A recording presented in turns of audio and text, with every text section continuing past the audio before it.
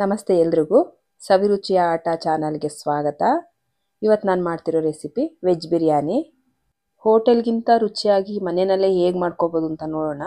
ಅದಕ್ಕೂ ಮೊದಲು ನನ್ನ ಚಾನಲ್ ಸಬ್ಸ್ಕ್ರೈಬ್ ಮಾಡ್ಕೊಂಬಿಡಿ. ಇವಾಗ ನಾವು ಬಿರಿಯಾನಿ ಮಾಡೋದಕ್ಕೆ ಏನೇನು ಬೇಕು ಅಂತ ನೋಡ್ಕೊಂಬಿಡೋಣ. ಮೊದಲಿಗೆ ನಾನಿಲ್ಲಿ 1 ಕಪ್ಪಷ್ಟು ಬಾಸುಮತಿ ರೈಸ್ ತೊಗೊಂಡಿದ್ದೀನಿ.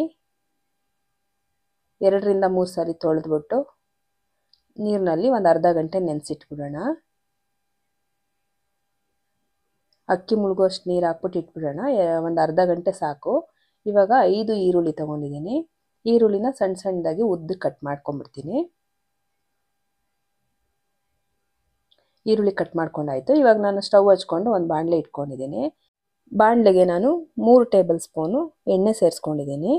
ಎಣ್ಣೆ ಬಿಸಿ ಆದ ನಂತರ ನಾನು ಈರುಳ್ಳಿ ಕಟ್ ಮಾಡಿ ಇಟ್ಕೊಂಡಿದ್ನಲ್ವ, ನೋಡಿ ಈ ರೀತಿ ಕಟ್ ಮಾಡಿ ಇಟ್ಕೊಂಡಿದ್ದೀನಿ. ಇವಾಗ ಎಣ್ಣೆಗೆ ಸೇರಿಸ್ಕೊತೀನಿ ನಾನು. ಈರುಳ್ಳಿ ಚೆನ್ನಾಗಿ ಫ್ರೈ ಆಗಬೇಕು. ಫುಲ್ ಬಣ್ಣ ಚೇಂಜ್ ಆಗೋವರೆಗೂ ರೋಸ್ಟ್ ಮಾಡ್ಕೊಳ್ಳೋಣ ಬರೀ ಈರುಳ್ಳಿನ. ಒಂದು 5 ನಿಮಿಷ ಆಗುತ್ತೆ ಇದು ರೋಸ್ಟ್ ಆಗೋದಕ್ಕೆ. ಚೆನ್ನಾಗಿ ಫ್ರೈ ಆಗಬೇಕು. ಬಣ್ಣ ಪೂರ್ತಿಯಾಗಿ ಚೇಂಜ್ ಆಗಬೇಕು. ಅಲ್ಲಿವರೆಗೂ ನಾನು ಫ್ರೈ ಮಾಡ್ಕೊಂಡ್ಬಿಡ್ತೀನಿ.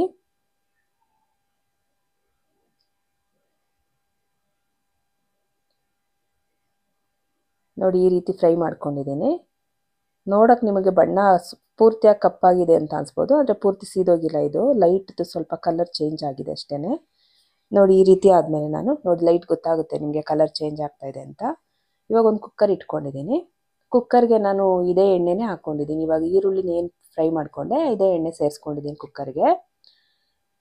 ಇವಾಗ ಏನು ಎಣ್ಣೆ ಬಿಸಿ ಮಾಡೋದು ಬೇಡ, ನಾವು ಸ್ವಲ್ಪ ಬಿಸಿ ಇದೆ, ಆದರೆ ಸ್ಟವ್ ಆಫ್ ಮಾಡ್ಕೊಂಬಿಡೋಣ. ಎಣ್ಣೆಗೆ ನಾನಿವಾಗ 2 ರಿಂದ 3 ಪಲಾವ್ ಎಲೆ ಸೇರಿಸ್ಕೊಂಡಿದ್ದೀನಿ. ಮರಾಠಿ ಮೊಗ್ಗು ಮತ್ತು ಹೂವು ಬರುತ್ತಲ್ಲ ಪಲಾವ್ಗೆ ಹಾಕೋದು, ಅದು ಸೇರಿಸ್ಕೊಂಡಿದ್ದೀನಿ.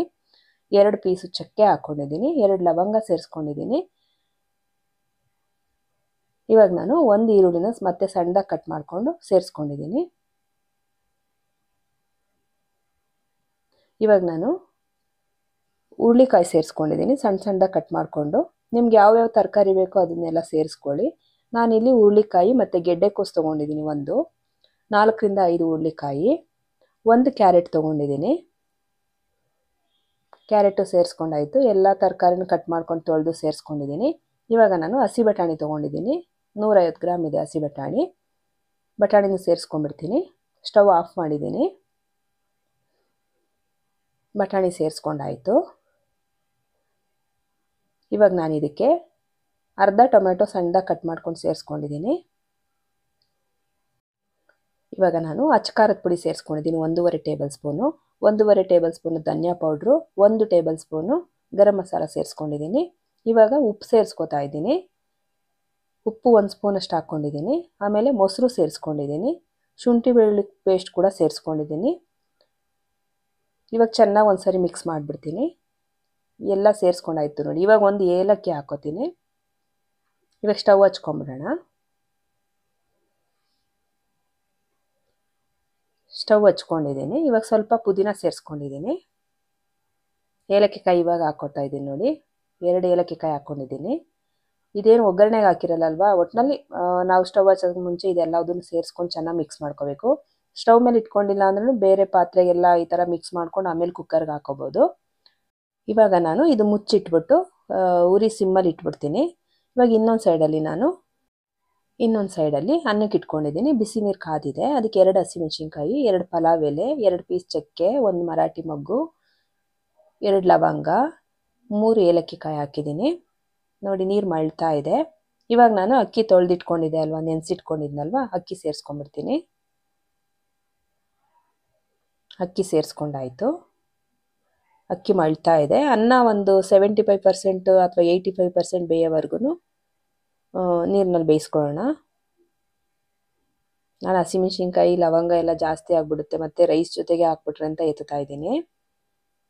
ನೋಡಿ ಇನ್ನೇನು ಆಯಿತು, ರೈಸ್ ರೆಡಿ ಆಯಿತು. ನೋಡಿ ಈ ಕಡೆ ಇದು ಚೆನ್ನಾಗಿ ಕುದೀತಾ ಇದೆ.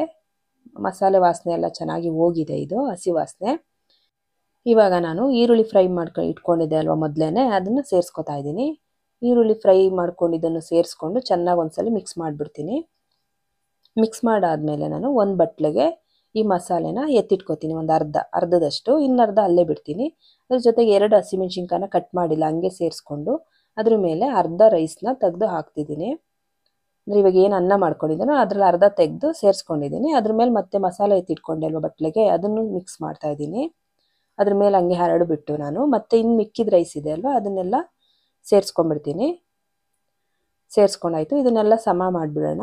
ನೋಡಿ ಈ ರೀತಿಯಾಗಿ ಚೆನ್ನಾಗಿ ಹರಡಿಬಿಟ್ಟು ಆಯ್ತಲ್ವಾ. ಈ ಥರ ಮಾಡಾದ್ಮೇಲೆ ಮತ್ತೆ 2 ಹಸಿಮೆಣಸಿನ್ಕಾಯಿ ಮೇಲಿಟ್ಟಿದ್ದೀನಿ. ಸ್ವಲ್ಪ ಪುದೀನ ಸೇರಿಸ್ಕೊಂಡಿದ್ದೀನಿ. ಸ್ವಲ್ಪ ಕೊತ್ತಂಬರಿ ಸೊಪ್ಪು ಸೇರಿಸ್ಕೊಂಡಿದ್ದೀನಿ. ಇವಾಗ ಮತ್ತೆ ಈರುಳ್ಳಿ ಇತ್ತಲ್ವ ಫ್ರೈ ಮಾಡ್ಕೊಂಡಿದ್ದು, ಅದು ಸ್ವಲ್ಪ ಉದುರಿಸಿದ್ದೀನಿ. ತುಂಬಾ ಟೇಸ್ಟ್ ಇರುತ್ತೆ, ತುಂಬ ಫ್ಲೇವರು ಚೆನ್ನಾಗಿರುತ್ತೆ. ಅದರಿಂದ ಇವಾಗ 2 ಟೇಬಲ್ ಸ್ಪೂನಷ್ಟು ತುಪ್ಪ ಸೇರಿಸ್ಕೊಂಡಿದ್ದೀನಿ. ತುಪ್ಪ ನಾನು ಅವಾಗಿಂದ ಏನು ಯೂಸೇ ಮಾಡಿರಲಿಲ್ಲ. ಇವಾಗ 2 ಸ್ಪೂನಷ್ಟು ಸೇರಿಸ್ಕೊಂಡಿದ್ದೀನಿ. ನಿಮ್ಗೆ ಇನ್ನೂ ಜಾಸ್ತಿ ಬೇಕಂದ್ರೂ ಸೇರಿಸ್ಕೋಬೋದು. ತುಪ್ಪ ಸೇರಿಸ್ಕೊಂಡ ನಂತರ ನಾನು ಈ ರೀತಿಯಾಗಿ ಮುಚ್ಚಳ ಮುಚ್ಚಿ ಇಡ್ತಾ ಇದ್ದೀನಿ. ದಮ್ ಬೇಕಾದರೂ ಕಟ್ಕೋಬೋದು. ನಾನು ದಮ್ ಕಟ್ತಾ ಇಲ್ಲ ಇಲ್ಲಿ.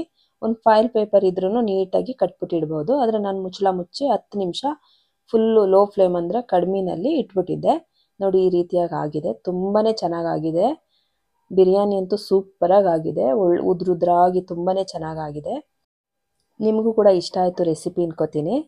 ಇಷ್ಟೊತ್ತು ನನ್ನ ವಿಡಿಯೋ ನೋಡೋದಕ್ಕೆ ತುಂಬಾ ಥ್ಯಾಂಕ್ ಯು.